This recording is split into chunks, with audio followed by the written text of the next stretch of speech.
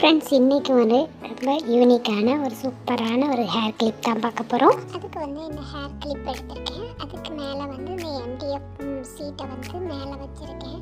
வச்சுட்டு அதுக்கு மேலே கம்மு போட்டுக்கலாம். 6 mm ஐபின் லைனாக வச்சுக்கலாம்.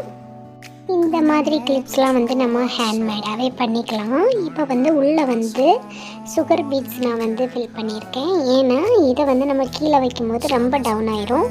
நம்ம சுகர் பீட்ஸ் வச்சுட்டு அன்னைக்கு அந்த டவுன் ஆகாமல் அப்படி மேலேயே இருக்கும். பார்க்குறதுக்கு நல்ல நீட்டாக ஃபினிஷிங்காக இருக்கும்.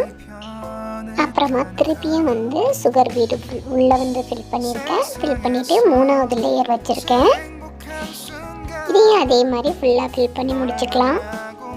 இப்போ பாருங்க, பார்க்கும்போது எவ்வளோ ஃபினிஷிங் சூப்பராக இருக்குன்னு.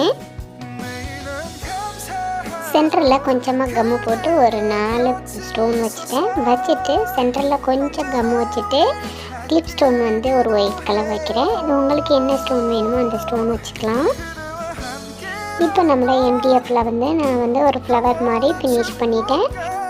அப்புறமா ஒரு ரோஸ் மாதிரி ஒன்று செஞ்சு வச்சுருந்தேன் ப்ளூ கலரில். அது 8 mm ஸ்டோனில் பண்ணியிருந்தேன். அதை இந்த சைடு அந்த சைடு வச்சு ஒயிட் கலர் ஸ்டோன் சென்டரில் வச்சுட்டு பார்த்தேன். ரொம்ப அழகாக இருந்துச்சு. நான் இந்த 60 mm ஸ்டோன்லேயே ரெடி பண்ணலான்னு பார்த்தேன். அப்புறமா இது ரெடி பார்த்ததுக்கப்புறமா ரொம்ப சூப்பராக இருந்துச்சு. அதனால் இதையே வச்சு இப்போ பாருங்கள் எவ்வளோ அழகாக இருக்குன்னு. பார்க்குறதுக்கே நல்லா அழகாக இருந்துச்சு.